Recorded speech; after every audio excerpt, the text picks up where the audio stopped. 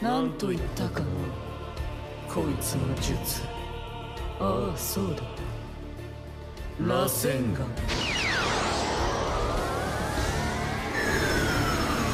Et c'est à tous, aujourd'hui une nouvelle vidéo review sur le dernier chapitre de Boruto qui est sorti, qui s'appelle Régénération et Destin. Mais avant que cette review commence les gars, je tenais à un peu faire dire 2-3 trucs dans l'introduction. Donc déjà ce n'est pas une vidéo Naruto Storm, toute première fois sur ma chaîne que je fais une vidéo qui n'est pas sur un jeu, mais voilà, je voulais un peu changer, je voulais faire d'autres types de vidéos pour kiffer, et j'avais vraiment envie de faire une vidéo au moins review sur ma chaîne. Bien sûr les gars, je n'arrête pas les vidéos Storm et Demon Slayer, donc elles seront au même rythme, c'est juste que cette vidéo là c'est une vidéo bonus, juste pour me faire kiffer. Donc je sais que cette vidéo fera moins de vues que les vidéos Storm ou les vidéos Demon Slayer, mais je fais ça juste pour kiffer. Et parce que je kiffe vraiment Boruto, les scans en ce moment ils sont incroyables. Donc bien entendu si vous n'êtes pas à jour les gars, je vous déconseille de regarder cette vidéo. Et je vous conseille juste de partir, aller voir une autre vidéo. Et aussi les gars, vu que c'est ma première review, n'hésitez pas à mettre en commentaire des trucs que je dois changer pour m'améliorer en fait. Et donc les gars, avant de commencer cette review, je vais faire une petite recontextualisation de l'ancien chapitre, donc pas le 68 mais le 67. Je vais vous dire en gros ce qui s'est passé parce qu'il est sorti il y a pas mal de temps, histoire d'un peu se resituer dans où on est dans l'histoire de Boruto. Le combat acharné qui opposait Code à Kawaki et Boruto s'est terminé. Code a battu en retraite et donc Boruto a souhaité que Kawaki le tue une bonne fois pour toutes pour qu'il arrête d'être un danger pour son père, pour son village. Kawaki l'a écouté, il l'a fait. Boruto est mort, mais il a eu... Donc là, Boruto était vraiment mort, il ne vivait plus, son cœur ne battait plus. Mais Momoshiki, qui est du coup dans Boruto, ne voulait pas mourir lui. Et il a décidé de dégeler les informations d'Otsutsuki.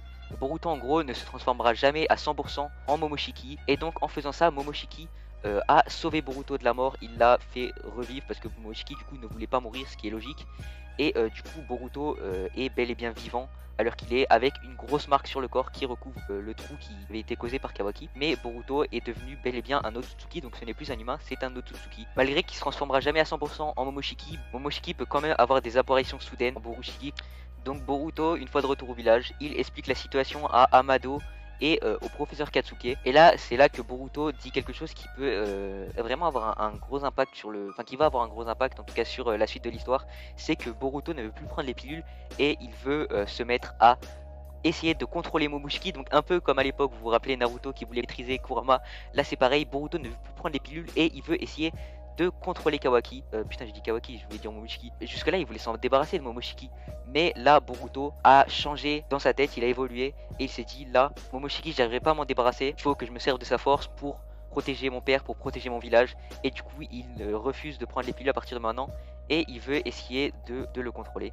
Juste après on a Shikamaru qui se méfie de la puissance de Kawaki, Kawaki est devenu vraiment surpuissant. Je pense qu'il a surpassé Naruto et Sasuke en termes de puissance, et que son dojutsu, donc l'œil d'Ishiki plus sa transformation, il est devenu vraiment ultra fort. Et du coup Shikamaru se méfie, donc Shikamaru qui est très méfiant dans Boruto, il se méfiait déjà de Kawaki quand Naruto l'avait accueilli chez lui. Et donc Shikamaru se résout à faire confiance à Kawaki vu qu'ils n'ont pas le choix en fait, ils peuvent pas le brider, ils peuvent pas brider sa puissance. Et Naruto qui tient beaucoup à Kawaki lui dit que ce n'est pas plus mal, c'est ainsi que doit être Konoha, basé sur la confiance. Et de très belles paroles de la part de Naruto. Mais Naruto quand même qui a une sorte de rancœur j'ai l'impression envers Kawaki, qui je le rappelle a tué son fils devant lui. Même si Boruto était consentant de se faire tuer, il a quand même, ça a dû vraiment choquer Naruto. Et du coup Naruto qui dit que à son réveil il aura une discussion très sérieuse envers Kawaki. Donc ça sera sûrement au sujet de Boruto, sûrement dans le prochain chapitre je pense. On a aussi Sasuke qui rentre de mission et qui ramène beaucoup d'informations sur la base de Code. Ainsi que rapporte qu'il y a des cyborgs qui devaient être détruits dans cette base, il rapporte ça à Shikamaru. Et Sasuke, on peut sentir dans le chapitre qui lui aussi se méfie de Kawaki, qui est devenu maintenant très puissant et difficile à gérer. Et donc on a Shikamaru qui part à l'encontre d'Amado et qui vraiment se doute de lui, Shikamaru qui se doute de tout le monde. Et Amado les gars, pour être honnête, même moi je doute de lui. Pour moi les gars, petite théorie, je pense qu'Amado, qu'il va nous faire une sorte de Aizen pour ceux qui ont regardé Bleach. En gros il se fait passer pour un gentil, mais à la fin je sens qu'Amado a quelque chose derrière la tête. Je sens qu'il convoite le Kama de Kawaki. Shikamaru se pose beaucoup de questions, c'est pour ça qu'il allait le voir et qu'il l'a embrouillé, en gros il lui a dit clairement. Et donc là leurs discussions se rompt soudainement au moment où Shikamaru voulait savoir qu'est-ce que tu veux avec le Kama de Kawaki, qu'est-ce que tu cherches, qu'est-ce que tu caches derrière ton sourire. Et du coup il veut savoir pourquoi, et là d'un seul coup il y a Code qui sort de la griffure que Shikamaru avait accroché sur son dos, donc il sort de cette marque. Là du coup Code intervient et la Code met une grosse patate à Shikamaru. Et là les gars, mon ressenti sur Shikamaru dans Boruto les gars, c'était vraiment pas ouf. Je me dis putain, Shikamaru il déçoit quoi, il s'embrouille avec Amado, là il y a Code qui arrive à cause de lui, dans sa marque dans le dos.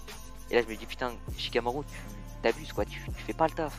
Dans Naruto t'étais un god, t'es là. Donc là on voit Code, il étrangle Amado. Et en fait la venue de Code les gars, pour ceux qui n'ont pas bien compris, c'est qu'en gros il veut enlever son limitateur de puissance, car Code est limité niveau puissance. Et là on voit que Shikamaru dit aux autres de ne pas venir. Donc Shikamaru dit à Ino d'alerter tout le monde, mais que personne ne vienne. Et donc là tu sens que Shikamaru il a quelque chose en tête. Donc là Shikamaru commence à immobiliser Code, mais Code lui dit ça sert à rien, j'ai Amado en otage, donc je peux bouger et le tuer.